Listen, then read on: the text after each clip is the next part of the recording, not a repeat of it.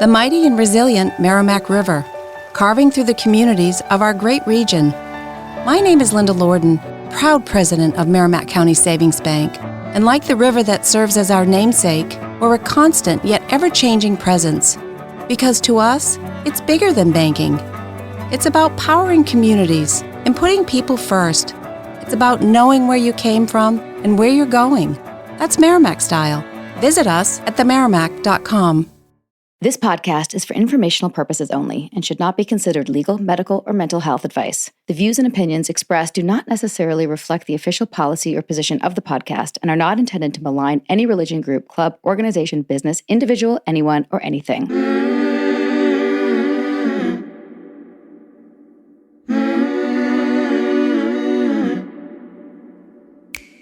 I'm Sarah Edmondson. And I'm Anthony, air quotes nippy, Ames. And this is A Little Bit Culty, a podcast about what happens when things that seem like a great thing at first go bad. Every week, we chat with survivors, experts, and whistleblowers for real cult stories told directly by the people who lived through them. Because we want you to learn a few things we've had to learn the hard way. Like, if you think you're too smart to get sucked into something culty, you're already prime recruitment material. You might even already be in a cult. Oops. You better keep listening to find out. Welcome to Season 6 of A Little Bit Culty.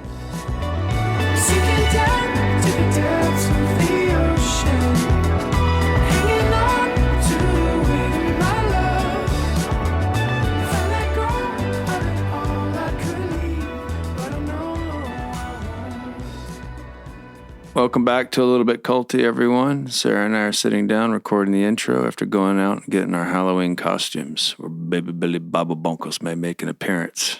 For those of you who have not watched Righteous Gemstones, you might not know what we're talking about. So you have about 8 days before Halloween and the debut of our fantastic costumes to get caught up. Otherwise, you will not know what you are looking at. And Go on up now. Get on out of here and watch yourself some Righteous Gemstones.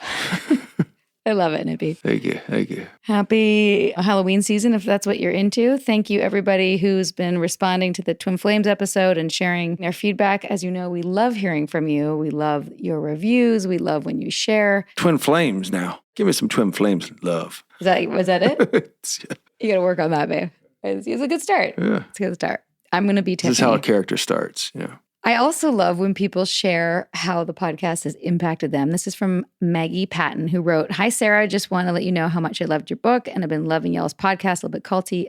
Thank you. I saw the HBO doc, but loved hearing more of your story, which, along with the other stories of other survivors, has sparked my initial interest in cults/high control groups. I'm currently in grad school in Austin, Texas, obtaining my master's in clinical mental health counseling to become a licensed professional clinical counselor, and my goal is to specialize in cult recovery and the treatment of religious and spiritual abuse and trauma. The stories of survivors of NXIVM are what inspired me to do this, so just wanted to thank you for being brave and vulnerable enough to share your story." Well, that, Maggie, is awesome. It makes me so happy because certainly there is a lack of people who have that expertise. I know I've mentioned this before, but if you're new to the podcast, we have a ton of resources at thelittlebitculty.com, including some trauma-informed and cult-informed therapists, but there's really not many. Including a newly dropped TED Talk. Oh, yes, that should be on the resource list. Thanks, Nip. Yeah. My You're TEDx welcome. talk dropped last week.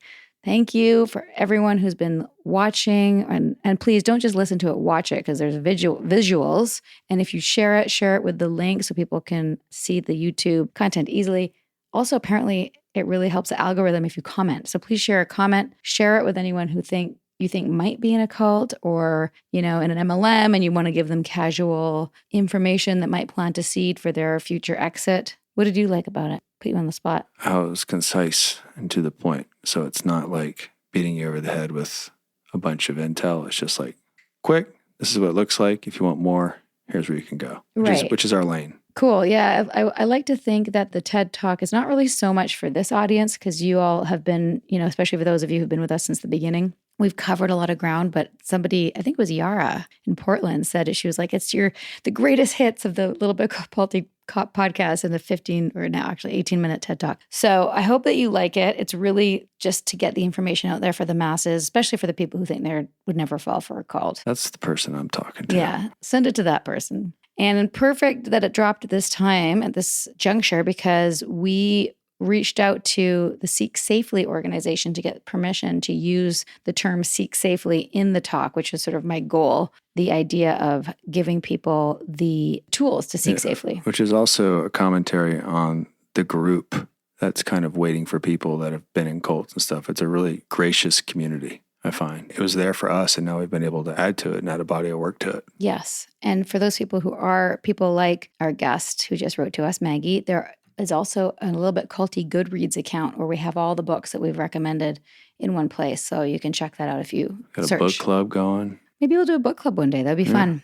Speaking of books, the self-help book industry alone is expected to grow. It's just power. It's a power move. Segue right there. Kind of like that. Power segue. I need my own little theme thing. Like you're a little bit called, whoa, we haven't done a word salad in a long time. We're coming back on that. Sorry. Tangent, squirrel. The self-help book industry alone is expected to grow from $10.5 billion annually to $15 billion by 2025. That's just the Barnes & Nobles around the corner. Yeah.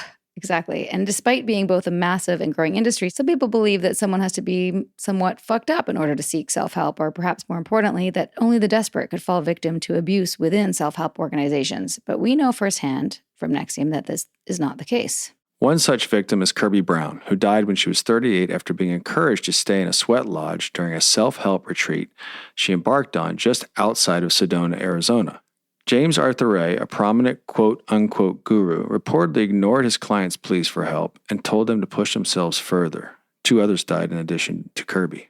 And to hear more about that tragic incident, please listen to our episode with Laura Tucker from our early years with A Little Bit Culty. On today's episode, we're joined by 2 guests, Jean Brown, who's Kirby's sister, and the co-author of The Sweet Life Lived, a memoir she wrote with her mother about what happened to Kirby and what they learned about the self-help industry. Joining her is Dr. Glenn Patrick Doyle, a psychologist who has teamed up with Jean to create the Seek Safely nonprofit org and podcasts, both aimed at passing legislation within the self-help industry to prevent abuse in the future. I think this is a really important conversation after everything we've been talking about so far this season, especially regarding Dr. Shefali and how to do these things safely, wisely, and with your eyes wide open. Yeah, particularly when it's been endorsed by people who are influencers before the term was even a term. So, without further ado, welcome to Jean and Dr. Doyle.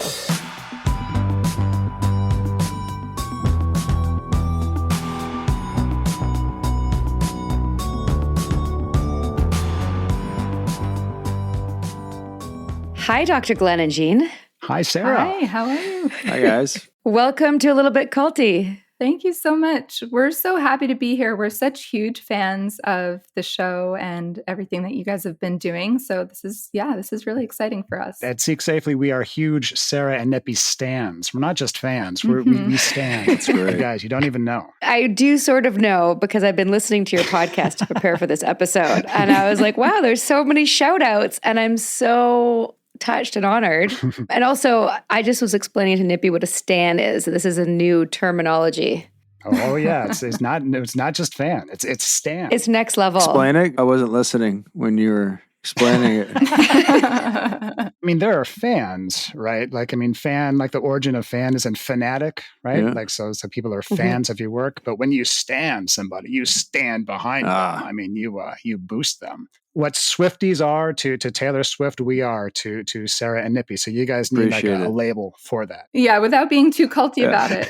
Well, just a little bit culty. And here we just are a little again. bit culty. I just looked it up. It actually originated from a combination of the words stalker and fan. Oh, wow. And there's the Eminem song, right?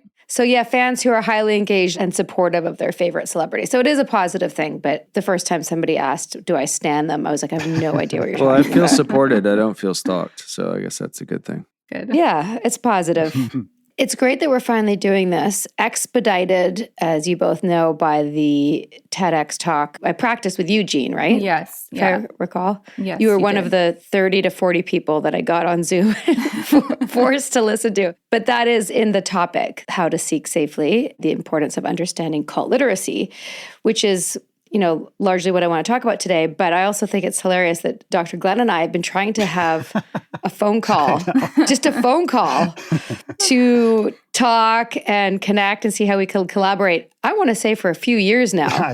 True story. Am I right? True story. Entirely my fault. Like my schedule is just a train wreck. Among the things I struggle with is ADHD. So yeah, I'm all over the place. So this is actually the first time in a couple of years, because we actually did connect a couple of years ago, and it was really rushed, and we both said, man, we have so much to talk about. We should like set aside just a chunk of time.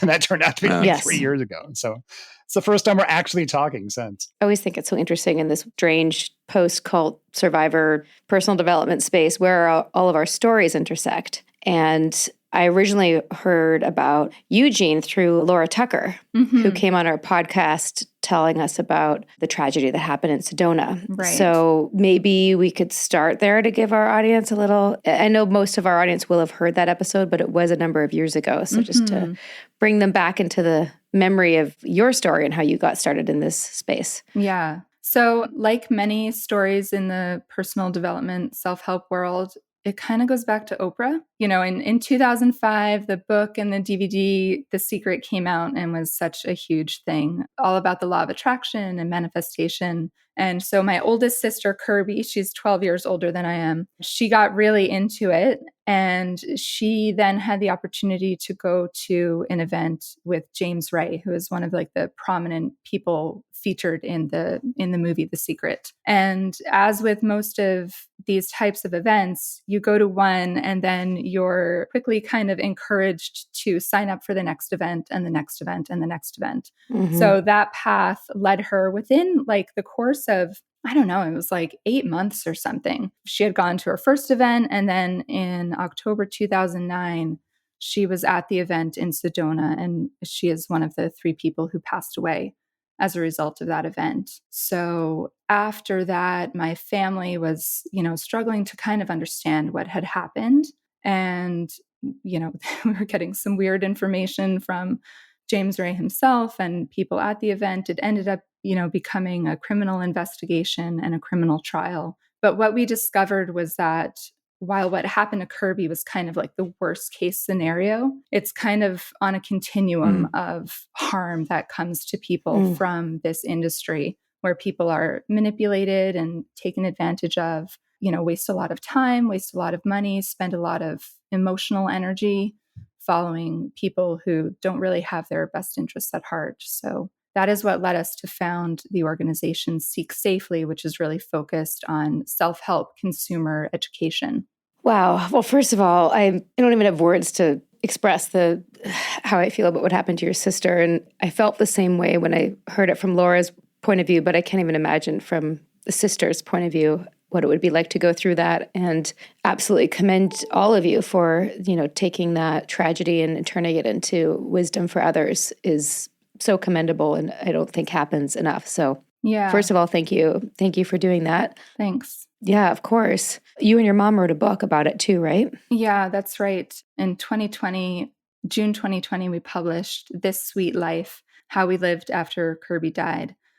And it's all about, you know, again, this process of kind of discovering what happened to her and then how that led to learning about the wider industry. We talk about our grief journey. My mom is a licensed clinical social worker, so her perspective there is also really valuable. And then we talk about the whole trial and just the experience of living through the trial and the result of a trial where James Ray was convicted of negligent homicide and he served 20 months in prison, which you can decide how you feel about that. Does not seem like enough. I don't like it. Yeah. Particularly that he's still out there and he's trying to spin the story, as I understand. Yeah, exactly.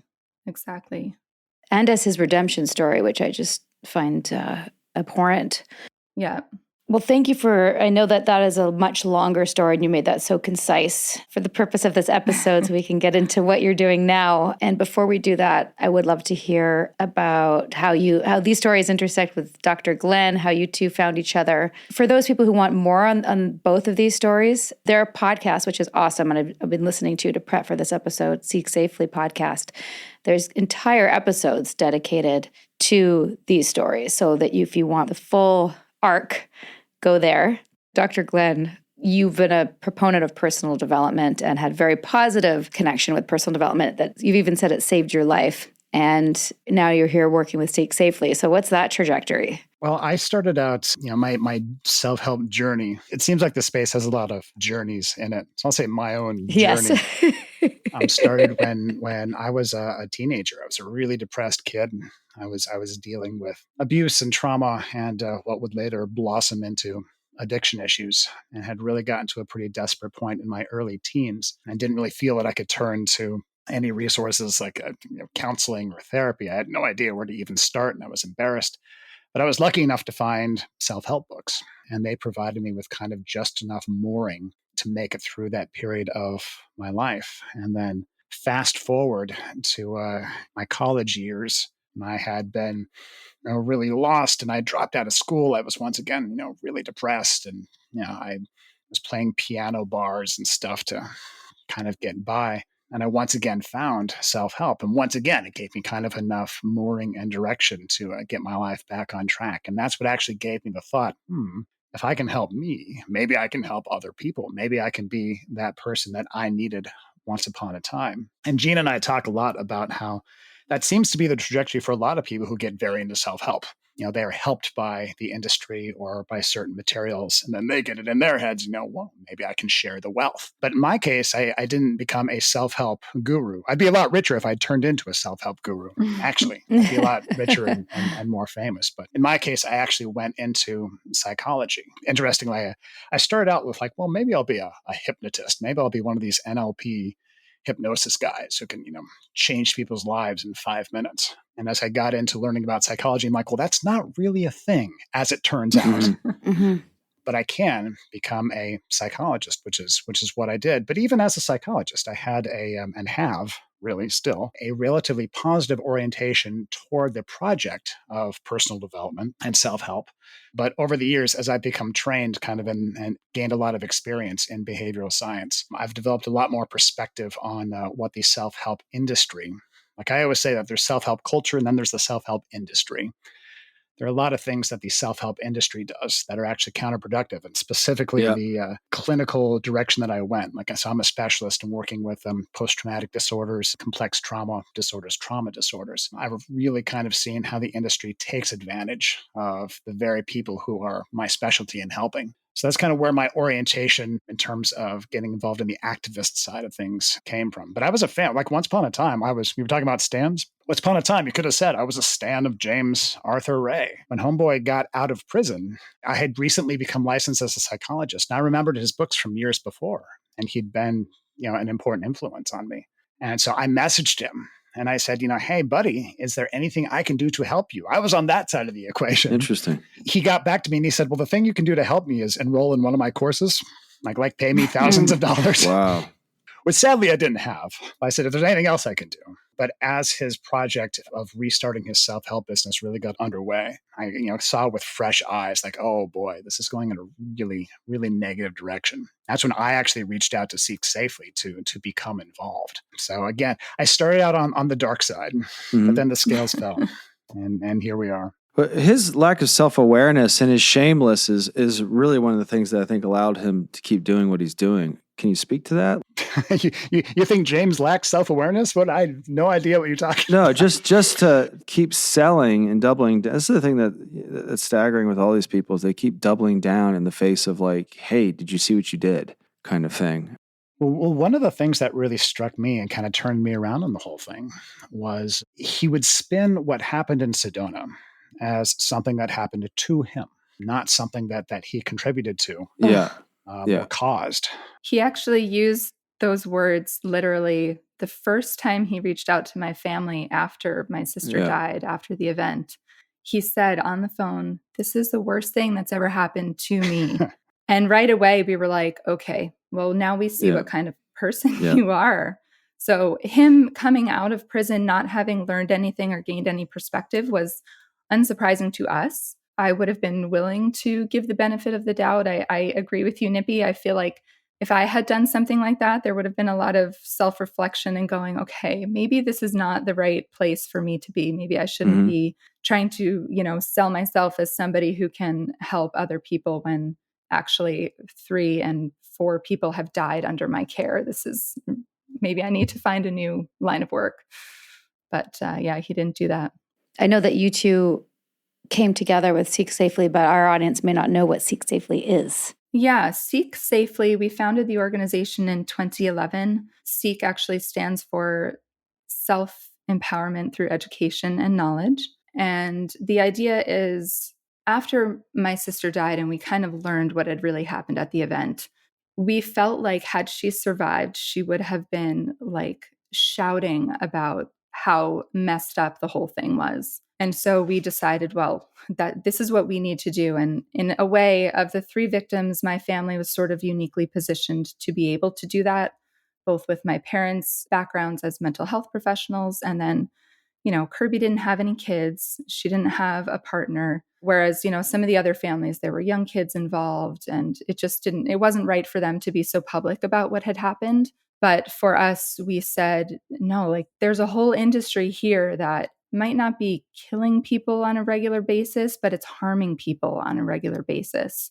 And Kirby's no longer with us to be able to kind of talk about that experience and speak to that issue, but we can do that. So from the beginning, we've been focused mostly, like I said, on consumer education and protection. We've also been working on legislation, and we've been working as well to try to connect with people in the industry who are interested in doing this work in an ethical and safe way. So that's kind of the 3-pronged approach that we've taken to the general goal of self-help consumer protection. That's great. It's worth mentioning that Seek Safely's first big project was the Seek Safely Promise, which is kind of like a pledge. It's what I think of as the bare bones minimum of a commitment that any consumer of personal development products or services should expect from any provider. It's basically, I pledge to be ethical and accountable and transparent. And Seek Safely's founding coincided with James Arthur Ray being released from prison.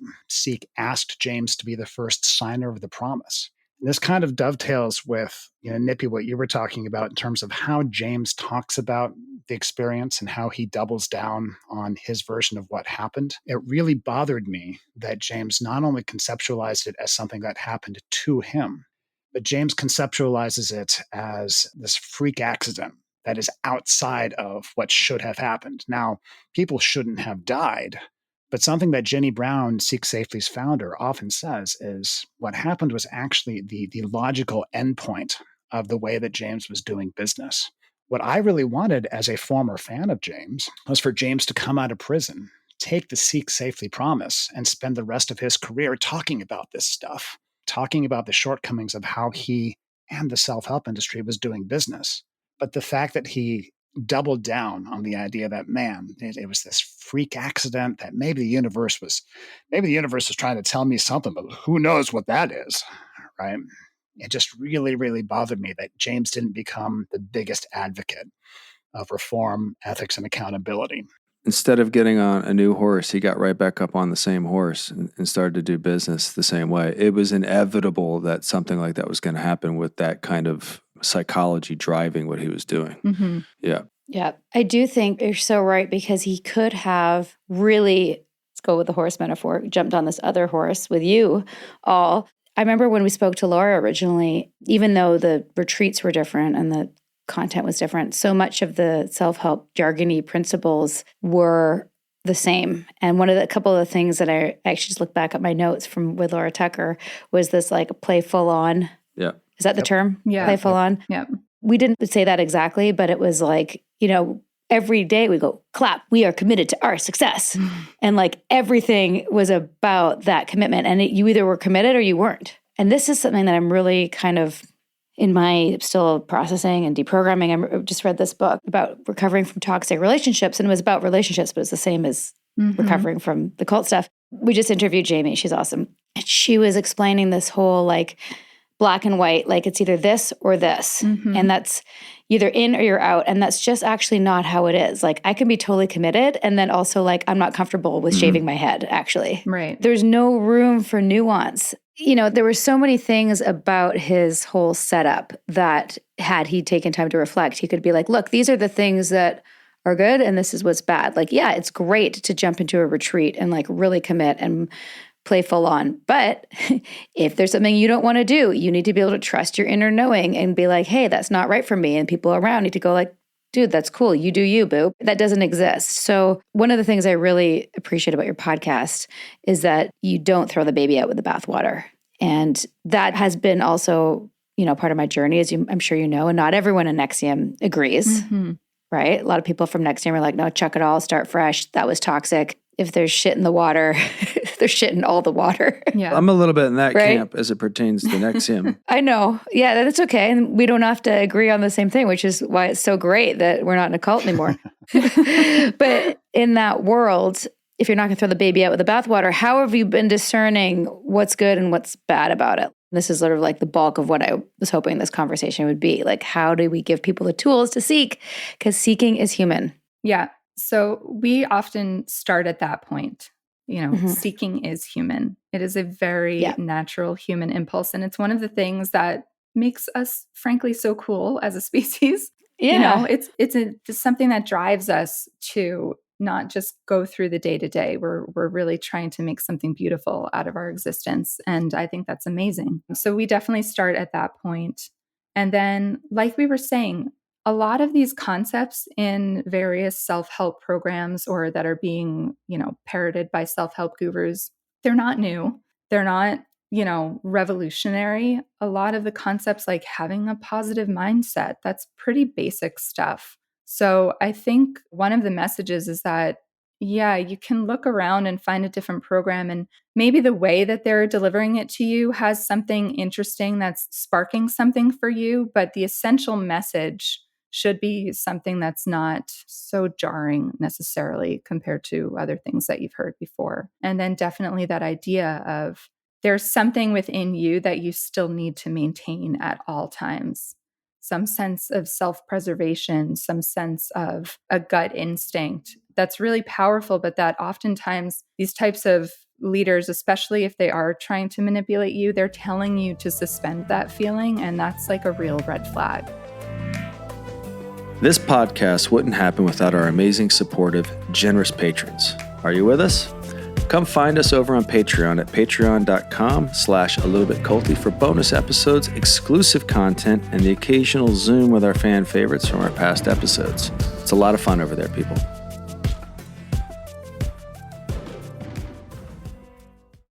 The Frankies were a picture-perfect influencer family, but everything wasn't as it seemed. I just had a 12-year-old boy show up here asking for help. He's emaciated. He's got tape around his legs. Ruby Frankie is his mom's name. Infamous is covering Ruby Frankie, the world of Mormonism, and a secret therapy group that ruined lives. Listen to Infamous wherever you get your podcasts. Meals bring people together, but for many families, providing their next meal can be a challenge. You can help by participating in Macy's annual Feeding the Hungry food drive. All proceeds go toward local food banks and families. Now through January 31st, you can purchase an icon in-store or online, or watch out for the blue Feeding the Hungry shelf tags, where a portion of your purchase will be donated to local pantries. Together, we can combat hunger in our local communities at Macy's. You've heard from our sponsors. Now let's get back to A Little Bit Culty, shall we? It is so tricky, though, because there is truth in the, you have to break out of your comfort zone to grow. Yeah, for sure. If you're uncomfortable, then it's either you're uncomfortable because you're being manipulated or you're uncomfortable because you're about to grow. And how do you know the difference? Well, there are distinctions you can make when implementing standards and practices. If you're a seeker, which I still am reluctantly, how do I know in the moment, am I about to grow or am I being manipulated? So something that I think a lot about in that context, Sarah, is the issue of commitment, because something that a lot of predatory gurus and organizations trade on is this idea that we were talking about a second ago, that you got to be all in, that the key to success is being all in. Mm-hmm. A phrase you hear tossed around a lot in these spaces is, how you do one thing is how you do everything. Which as a Keith said it all the time. Oh God, as a psychologist, I cringe, Because how would you feel self-esteem wise if you felt that the way you did the thing you are least motivated to do and least interested in and least good at, that's how I do everything? Oh God, I must suck, right? Some cognitive therapists call it black and white thinking. And it's actually a cognitive distortion that has been shown to significantly deepen depression, anxiety, these kinds of things. So you ask the question, Nippy, like how do you, what criteria do you use to evaluate kind of these systems? My own thought is if it's a system that says, look, this only works if you're all in. And if you can make a lifetime commitment to this thing, boy, even if you have questions or doubts or your gut says it's wrong, that you're still going to do the thing. That's where my red flag goes up a little bit. Because the truth is, when we're in the real world, putting together our toolbox for how to handle reality, like I talk in my work a lot about your toolbox for handling trauma or handling addiction. The reality is usually it's cobbled together from a lot of different sources. Like very rarely do you take one system and it's like, this is the thing, and I'm going to be a purist with this system. In the real world, it's usually kind of cobbled together. And if this is a system or a theory or a guru who doesn't acknowledge that realistically, you're probably going to take a little of my stuff and maybe a little of Tony Robbins stuff and maybe a little of James Arthur Ray's stuff, and you're going to put it together in an amalgam that works for you. If they can't acknowledge that, reality, that's where I kind of like, maybe not. Maybe they're trying to, suck me into something that is about something other than my growth. I think there's also something about the idea that in order to grow and change, it's hard to do that if everything beneath you is also unstable. That's a great point. Yeah. And so I think in a program of self-improvement, you have to be given the space to still have something stable in your life. So I think it's when all of these things line up where they're going, ignore all the people who are, dissenting opinions and aren't believing in what you're doing. And there's a lot of like isolation into this, like you're saying, this one black and white way of thinking. It's pulling you all into this place of like everything in your life has to be changing, not just maybe one aspect of who you are needs to grow. So I don't know. It's a really hard question. And I think one of the conclusions that we've come to as an organization is that when somebody is really deep in something, I don't know what we can tell them necessarily to pull them out of it. I think a lot of that is really just going to come in the time that it comes for them. So we have focused on the sort of preventative type education, which is hard because it's hard to learn something that you don't know you need to know. But I mean, it's kind of a conundrum that I think a lot of people in this space share. Everybody thinks that they've got the good one, right? Like no one thinks that they've got the guru who is going to turn out to be problematic. Everybody thinks like, well, even if 90% of other personal growth teachers might be problematic, I've got the good one, right? So I don't have to think about this stuff. I can trust him or her. And that's one of the big obstacles that we face with our educational mission, is that we all think we're the exception. Like in my work with trauma survivors, like I say that, we survivors, we always think we're the exception. Like we're the one to whom the rules don't apply. I'm the one who can recover. I'm the one who doesn't need to think about this. Truth is, none of us are the exception. We're all vulnerable to the types of manipulation and coercion that lead to things like Sedona, lead to things like DOS. Absolutely. I'm not sure if you've been following my social media, but I got asked to speak at Dr. Shafali's event. Before I said yes, I followed my own advice, something that I said in the TED Talk. But I said, we can't, like you said, like when someone's in, they're often very in, but what we can do is give you red flags for the journey. And I gave 5 red flags and 5 green flags. And one of the red flags was do your research. And where there's smoke, there's usually fire. I didn't go into the details on this because I only had 15 minutes, but I've often said, like, if there's lawsuits and there's allegations, dig in on those things. And if you see that the organization's like, oh, well, that didn't really happen, or that person's just lying, or they're a disgruntled ex-lover, or they went crazy. Those are like big red flags versus like taking responsibility. So anyway, I did my due diligence and like did a deep dive on Reddit, and I, couldn't find anything that was concerning for me. And I checked with some people who were in the space, and everyone's like, no, she's the real deal. She's the real deal. And I'm trying to also trust my instinct of like, what's the sense I get from her? And I feel good about it. But I'm also aware that anybody any group, any person can also like derail, right? So it's currently the case, and I'm not saying she will, but like, I guess that's sort of like the thing I have in my tool belt now is like doing the research, but also just knowing that things can change or the organization can sour. Right. Like the person can be solid, but the people around them. I guess the question for you is, what would you want to know from somebody in that thought leader space? Well, the question I think you're asking is, how do you ensure that someone around you doesn't abuse the power that you have as someone who's a leader, right? Well, both. I guess like I'm asking if I'm going to follow somebody, and I'm never going to follow anyone ever again. Support. Well, I'm going to use her parenting tool. I really like her approach to parenting, and that's been helpful in my parenting. If I go and like start learning under her and becoming her apprentice and leave my family to go be with her, then you guys can do an intervention.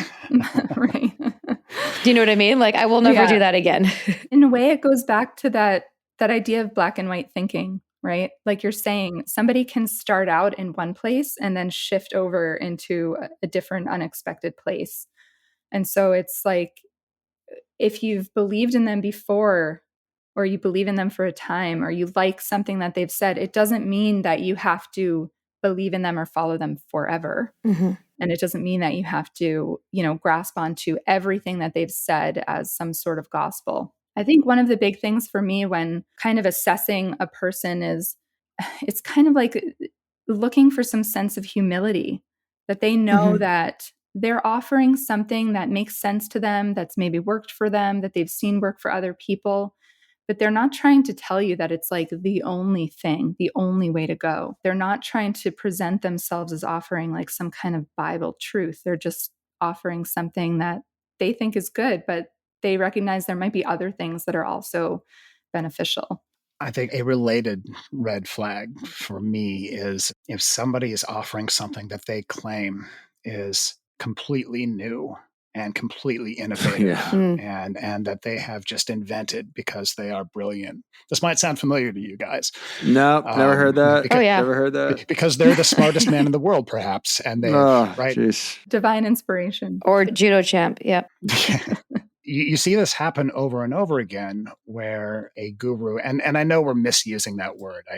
I feel bad whenever we say guru, self-help guru, because I know that, that's actually a thing. And that's the guru is a spiritual thing in another culture. And I don't want it to be insensitive or insulting when you say guru, but just in our culture, this is what it's come to mean, that, when a guru is saying, I've had a spark of divine inspiration. Like James, this doesn't get talked about enough, but I can't overemphasize it. James Arthur Ray told his followers that he came up with his big idea, harmonic wealth. That's the concept that he claimed to have invented. He claims he made a pilgrimage to the cave where Moses received the 10 Commandments on Mount Sinai, and he spent the night in the cave, and this was downloaded into his brain. And that never gets talked about, but it's in his book. He claims that happened. Keith Raniere claimed that I've got this rational inquiry thing that it's sprung from my brain because I'm the world's smartest man. But the truth is, if you look at all of these systems, like as both a self-help junkie and as a psychologist, I can look at that this stuff has been around forever. So, got different labels to it and different maybe systems for implementing it, but basic concepts have been around forever. So a red flag for me is a guru, a teacher who cannot say, this is my version of this. Right. Right. It's been said before, it's been done before. Like here's a formulation that's I organized, but it's related to that other red flag of thinking that their system is the only system and that you're not realistically going to combine their system with other stuff and other teachers that you're learning from. I was going to leave this alone, but since Gene, you led with the Oprah comment. And our version was, we had the Dalai Lama, we had all these other buy-in people that, once they bought in, my inquiry was less aggressive. Let's just put it that way. And so, 100%. And you guys have something that seeks to put standards and practices and certain things that can prevent that. Now, I'm not here to bang on Oprah, but Oprah does have a big following, and Oprah's blind spot, or whatever you want to call it, allowed her to endorse someone that ultimately led to people's deaths. And it's not the only one that we've come across in our journeys of being in this space or whatever that Oprah has endorsed and has turned out to be not who they say they are, and it's led to some tragic outcomes. What do you do to combat that? How do you prevent someone like that? And then is there an accountability? Is there anything that Oprah has done? Not that she's endorsed so many people, and she probably has a team that doesn't have the education too. You need to make allowances for Oprah to have a learning experience of, hey, this was my blind spot. This is where I wasn't educated or whatever. And is there any recourse for Oprah? Because I know once Oprah endorses it, people just go buy it without asking. And that's not necessarily something that we want people to do, because Oprah certainly isn't the standard in practices, and she's proven that. So what do you do with that scenario, and how can you address it? Yeah, that was one of the main things that my family saw right from the beginning. We knew that Oprah, and, it was other media as well. Like James Ray was on Larry King. I think he was on the Today Show. Like there were a lot of other places where he was getting a platform. And so we said, okay, well, those endorsements are not a mark of, safety, or they cannot be the thing that causes you, like you're saying, to sort of reduce your own process of evaluating someone. So that's just part of our message, that you can't just take these endorsements as a mark of, this person being safe or operating with integrity. In terms of what Oprah has done, we've tried to reach out. I wrote an open letter to Oprah. I don't know if Oprah ever actually saw it, but there has been no response. Right after the event, there was like a very brief statement, James Ray was on the show and our heart goes out to the victims or whatever. Very non-committal. And we were disappointed by the fact that we would never blame Oprah for what happened. But, her endorsement is part of the story. And more importantly, her saying something about it after the fact could have been so powerful and could have been really, impactful in terms of educating other seekers, other self-help consumers about the potential for danger. If Oprah was duped, if her whole team of people was duped, how is like one regular person expected to evaluate someone like this? Yeah, it's just kind of part of our standard message. I would feel personally much different about Oprah if this was a one-off thing where, one out of hundreds of guests that she'd had, one guy turned out to be irresponsible and reckless. Unfortunately, we've kind of established a pattern with Oprah. On one of our recent episodes on the Seek Safely podcast, we talked about the 80s self-help author Peter McWilliams, who wrote a series of self-help books called the Life 101 series. They were very big in the 80s. He supposedly co-wrote them with a guy named John Roger, and Oprah had them on her show, and it turned them into best-selling co-authors. Well, as it turns out, it was a cult. John Roger was the guru. He was blackmailing Peter into writing the books and putting his name on them. Oh my God. This has happened again and again. We see John of God. John of God, I was going to mention that. Yeah, we haven't done an episode yet, but yes. You bet. So the thing about Oprah too, in addition to this being a pattern, she has kind of an interesting thing going on where she also interviews, like she has this, she's worked to establish a reputation as, well, I call out the fraudsters. I have Lance Armstrong on. Right. Like I have the victims of Michael Jackson on. I'm for transparency and accountability. And that enhances when she actually endorses somebody by having them on. Like people kind of reasonably so kind of get thought, well, man, Oprah's concerned about transparency and accountability. She must have vetted this person. And so it turns into a whole thing. So in my open letter to Oprah, one of the things that I mentioned was the memoir writer James Frey, who wrote the book A Million Little Pieces. Oh, that's right. And then as it turned out, didn't. Right. So she had him on his show and ripped him a new one, right? So I was like, why can't you do that with James Ray, right? This would be really important, really have a lot of impact. I think part of the thing that people really need to remember when they're trying to engage with self-help is that it is an industry, which means that people are trying to make money off of it. Everybody needs to make money. That's fine. But I think one of the reasons we don't see Oprah going after these types of people that turn out to be dangerous is that she is very much part of this self-help industry. Oh, that's interesting. Yeah. I don't remember what the tour or whatever, but she has so many different things that are all built around these different ideas of self-improvement. She's propped up so many different people. And I think it's just, that's all part of her business is self-improvement. So I think to consumers, the important message is that, look, you have to remember this is an industry. Whoever's selling you the book or selling you the seminar, they're trying to make money, and that's okay. But as a result, you need to have a healthy sense of skepticism at all times. You can't just blindly go in and believe everything they're saying. That's such a good point. And now, a brief message from our Little Bit Culty sponsors. Meals bring people together, but for many families, providing their next meal can be a challenge. You can help by participating in Macy's annual Feeding the Hungry food drive. All proceeds go toward local food banks and families. Now through January 31st, you can purchase an icon in-store or online, or watch out for the blue Feeding the Hungry shelf tags, where a portion of your purchase will be donated to local pantries. Together, we can combat hunger in our local communities at Macy's. Break time's over, people. Let's get back to this episode of A Little Bit Culty. It's a good one. What was it like for the two of you, respectively, to watch The Vow and see the similarities? So we did at least one, I think we did a couple episodes about our reactions to The Vow. And it was so interesting when The Vow became a thing because NXIVM had been on our radar screen. The thing that I knew about NXIVM before The Vow was that Keith Raniere had taken a lot of his stuff from the same sources as Anthony Robbins NLP. And you see kind of this commonality with a lot of these guys, because James Arthur Ray was kind of in the very, very same camp. Like he went to a Tony Robbins event. He's like, yes, this is the thing.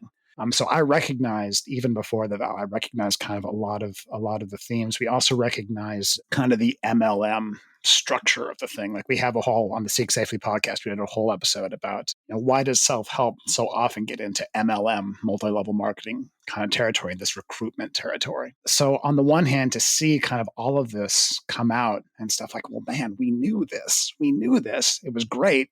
On the other hand, something that was really frustrating about The Vow, and I imagine was probably frustrating to you guys, and I've talked a lot with Mark Vicente about this very thing, was that so much emphasis got placed on the DOS angle, because that was kind of the hook, right? Like that was what got the New York Times interested, and that became kind of this, it was the sensational part of it, the sex cult thing, that was what everyone was talking about.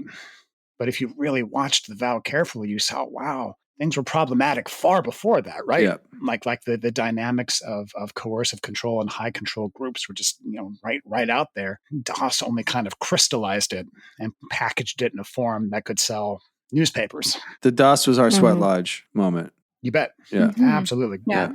Well put. Yeah. I appreciated The Vow because it did really tell a much more complete story than just that sensational detail. And part of why I love The Vow and I became like a big fan of you guys is that I think one of the really important things about this series is that you guys are like smart, interesting, driven, motivated people who happen to get into this cult, right? I think our cultural concept of what cult victims look like before The Vow was very different. And I think you guys have done so much to change that image of what a cult victim looks like. And this is something that we have said for a very long time. The people who were in the Sweat Lodge, including, and that's, in quotes, the Sweat Lodge, including my sister Kirby, she was not gullible. She was not weak. She was not stupid. That's the assumption that people want to make because they want to think that could never happen to them. Everybody wants to think they would never get into a cult because, like Mark Vicente said, nobody joins a cult. You think you're joining something else. And I think you guys have done so much to increase people's awareness about that, to make people realize that, no, if you're not careful, this could be you. And sometimes it's those very qualities, being driven, being motivated. It's your personality to play full on all the time in your life. Those are the very things that can be exploited by a dangerous leader to then, manipulate you and pull you into something that ultimately is not healthy and is dangerous. That's why I'm such a stan of you guys, because I think you have really done so much to send that message to people. Appreciate that. To add to that, we were talking a few minutes ago about what we really wish James Arthur Ray or Oprah had done in the wake of the Sedona tragedy. We really wish that James had become a crusader about the deficiencies and the problems in the industry. We really wish Oprah would have stepped up and pointed some of these things out. Part of what I think is so powerful about the story of The Vow is that you guys were obviously so well-intended kind of in your work with NXIVM. And then when you found out bad things were happening, you guys had exactly the reaction that we were hoping for from James Arthur Ray or Oprah. You were horrified. You immediately stopped and went out of your way, all the way to the New York Times, to try and repair the damage that you've done. You started a podcast to try and repair the damage that you've done. So, I mean, it's such a contrast to how these other actors have behaved. So it's one of the reasons, like we so admire what you're doing, because it's exactly what we hoped would happen with some of these other folks. Thank you. Thank you for saying that. Appreciate that. That's what we thought we were doing. It's still hard to tell. You still have to, navigate it with new eyes and new sensitivity to make sure you're not perpetuating unwittingly. I think when you stop following someone and start handing off your agency to someone else's evaluations and you start sticking to your guns, at least they're your mistakes and not someone else's. And so you can correct your own mistakes. And that's been the valuable lesson is you don't need someone else to go make your mistakes for you. Yeah. And to your point, Gene, about people who don't think they're susceptible to it, my kind of slogan in this space has been, if you're the kind of person who doesn't think you're susceptible to it, that very thinking creates the blind spot that makes you susceptible to it. And the reason I say that is because I was that guy. I was the guy who went into the 5-day with my arms folded. Dare I say a little arrogant and smug? A little bit. You're not going to get me. I'm not that guy. And then, here I am years later. Yeah. No longer arrogant, no longer smug, right, Sarah? Oh, yeah, you totally evolved both of those things. Definitely kick that thoroughly. Speaking of self-awareness. Not to make a joke out of it, is that you can't think that you're smarter than someone who's preying on this and understands this and has studied this and knows exactly how to prey on people. And if I see someone who thinks they're not susceptible, I know I got them. Yeah. So I think that was kind of what I've offered to this space, if we're going to keep using that word. So yeah, it's very valuable. And I also wanted to add to that there's like so many nuggets, and bring it back full circle as I see we're almost at an hour with, deciding to do a TEDx talk and being like, okay, why would I do this? Well, I've learned a lot. I have this opportunity, and now I have this like stage, which is beyond the podcast, which is beyond this space where people are wanting to understand what happened to them and more to the general public, which is like, how can I glean all the nuggets from the past 6 years out, 12 years in, did quick math, 18 years. Nice. 18 years of in and out. What can I take from that and in 15 minutes distill a message, right? What's the message I can give people? And part of the ending of it, and I don't want to ruin it for those who haven't watched the TED Talk yet, but it's like, maybe you don't need a guru. Maybe you don't need a retreat. Maybe you don't need an essential oil starter kit. Maybe you don't even need this talk, right? Like you don't need any of it because you're just fine the way that you are. But this whole industry is built on a foundation is knowing that most people don't feel fine the way that they are, right? And there is an inherent lack of self-worth or lack of self-love or lack of whatever that's driving the like, oh, I got to be better, or I got to understand myself, or I need to improve, or I need to hit my goals, or I need to get results, and blah, blah, blah, blah, blah, blah, which some of which is really great, and some of it is really toxic. So how do we address that? I hear that, and that's such a tough sell. Right. Because if someone's even investigating, this area, it's because they feel crappy. And so then to get hit with the message, and they think, I need something. I want to not feel crappy. And then to get someone telling them, you're fine. Right. That still leaves me feeling crappy. Right? Yes. You need more than that. Yeah. It's almost like we got to say, we know, like, if you can bear with us, you are fine. We know you don't feel fine. So we're going to give you some tool sets to feel better, but don't get dependent on me in the process. Right? Like, it's like, yes. And that was sort of like how I ended it. It's like, you don't need any of it. You're going to do it because you're human. Just don't make any of these tools your life. Use the tools in your life. Don't make the tools your life. Yeah, don't dedicate yourself to a single thing, a single person, single book, single structure, single church, single yoga studio, single whatever. Put a lot of tools in your tool belt and keep seeking. And also in that tool belt, know that you're okay. Yeah. Even though you don't feel that way. I don't know. It's a lot. It's a lot to pack into 15 minutes. Well, Sarah, I can pack it into about 10 seconds if you want. Oh, go for it. Right? Let's see your TEDx talk, babe. What is it? This is my TEDx talk right here. I have a couple meme relationships with guys from like high school, girls too. There's about 8 to 10 of them. And when I see a meme, we don't even talk anymore. We just send memes back and forth to each other. And I sent one recently, and it said, the economy is just smart people paying beautiful people to promote stuff to insecure people. Say it again more slowly. The economy is just smart people paying beautiful people to promote stuff to insecure people. And they can all be one and the same. Beautiful people can be insecure as well. But I think it relates in a sense of like, we're all going to feel insecure at one point in our lives. And to be wax a little serious about your TED Talk, Sarah, it's like, it doesn't mean you necessarily need something to go address it. It's just life in a lot of ways. So if you're doing life right, you're gonna feel that. If you're not feeling any sort of adversity or anything like that. So, well, I will say from Dr. Doyle's story is that he says that self-help saved his life. And I think that's important to acknowledge. And he read all these books. But what is important also is he never attended the seminars. So like he just read the books, right? And it was helpful for him, but he never like he never became a coach and went up the proverbial so straight I'm going to path. switch my TED Talk to read more.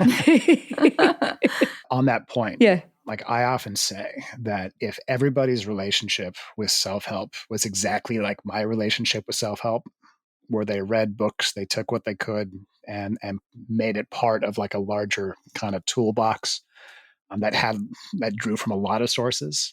If that's where everybody stopped, there would be zero problem with the self-help industry. That's a good point. Yeah. Where we run into the problem is where people heavily invest financially, emotionally, in terms of time. Like you guys were talking about years of your life, right? Where it becomes really hard to say, well, this is just one thing. Well, I've invested 18 years of my life in it, right? And the cognitive dissonance becomes such that you can no longer hold that balance, right? Yes. Yeah, I really like that idea of looking at these things as tools and not the whole thing.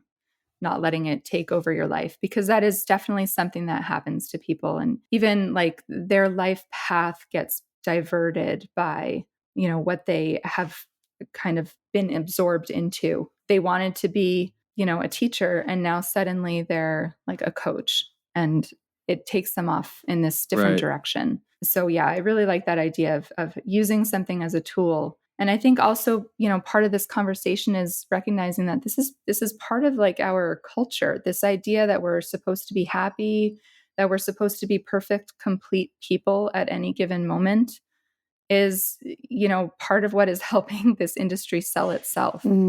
Because when you feel like you're not that perfect, complete person, that's where you get this sense of lack. So I think there's something about all of us trying to embrace this idea that we're not always going to be happy 100% of the time. That's just not reality. And that there are always parts of us that we might want to work on, and that in and of itself is okay. And it's not an indication of us being less than, because the message that the industry is trying to sell is that, yeah, you're broken, or, you're not good at this, or you're not good at that. So I'm going to give you the answer to help heal you, to help make you good at that thing you want to be good at. And understanding that we're all works in progress, and that's just part of our existence. And that's okay.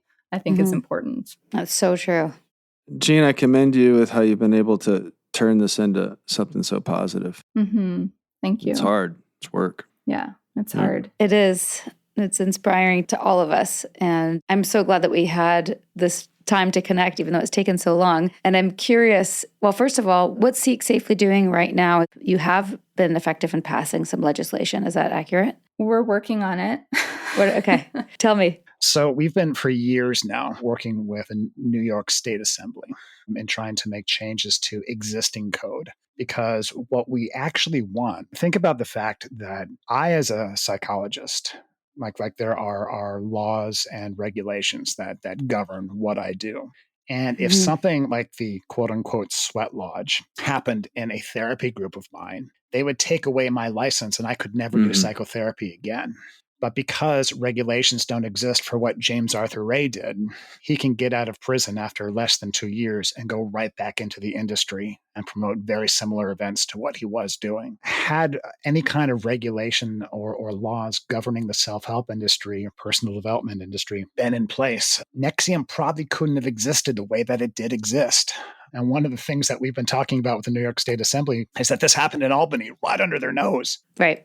Something that we think about a lot at Seek is the fact that in order to be prosecuted, prosecutors really had to get in some ways kind of creative and kind of go with the human trafficking stuff. it should be more straightforward than that. Yeah, I totally agree. So for years, we've been advising on the shaping of how they can change existing consumer protection code to begin to apply to these practitioners. But as it turns out, changing law is, as it turns out, not so easy. Jean, can we say that's what we've discovered? Well, look, I have a background in public policy. So yeah, it's for anything, it takes a long time to change laws, and for good reason on some levels.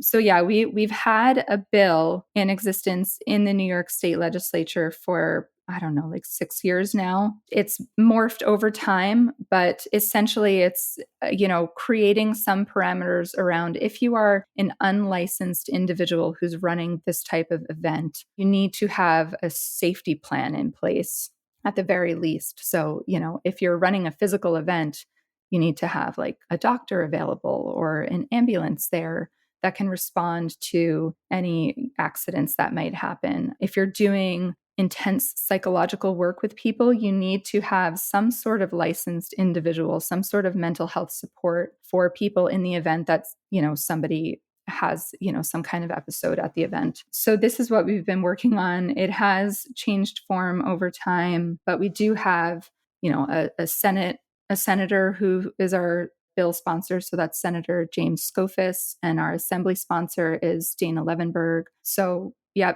especially people in New York State, you can learn more about our legislative work on our website under the legislative section, and reaching out to your legislators to try to get them to get on board with this bill would be really helpful. But yeah, so we're working on it. I encourage people to do that. It's hard to take action when you're passionate about something. It's hard to sit down and write a letter and make a phone call. But I think when it touches you personally, it's the right, it's the right thing to do. Obviously, that's what we've all been doing.